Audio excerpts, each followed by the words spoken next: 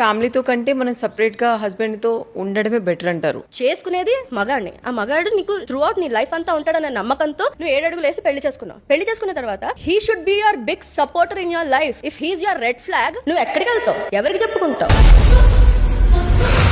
నీకు ప్రాబ్లం ఉందంటే every time you can't go back to your mom and complaint ఇది నా ప్రాబ్లం అని ప్రతిసారి చెప్పలేరు. అండ్ ఏంట్రా బాబు దీనికి ఇంత పెళ్లి చేసి ఇంత చేసిన తర్వాత ఏంటిది ఇప్పుడు కంప్లైంట్స్ తో వస్తుంది అన్న ఫీలింగ్ లో వాళ్ళు ఉంటారు. అలా అని చెప్పి you can't keep everything for yourself only. నువ్వెంతకాలం అని భరుస్తావు? నీకు నువ్వు పెట్టుకుని you should have a partner who should be supportive, who should understand అన్ని విధాల.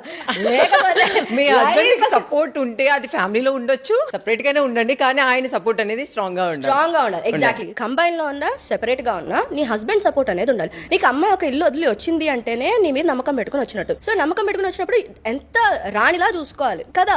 ఆబ్వియస్లీ ఇప్పుడు అందరూ అలాగే అనుకుంటారు, కానీ మీ నాన్న చూసుకున్నట్టు నేను ఎందుకు చూసుకోవాలన్న కాన్సెప్ట్ లో కూడా అబ్బాయిలు ఉంటారు. వాళ్ళ పాయింట్ ఆఫ్ వ్యూ వాళ్ళకు ఉంటాయి. But at least give that basic respect, give that differences అనేది ప్రతి ఇంట్లో కామనే. మీకు మీ హస్బెండ్ స్ట్రాంగ్ గా ఉంటే అన్ని సెట్ అయిపోతాయి, కూల్ గా ఉంటుంది, అంతేగా?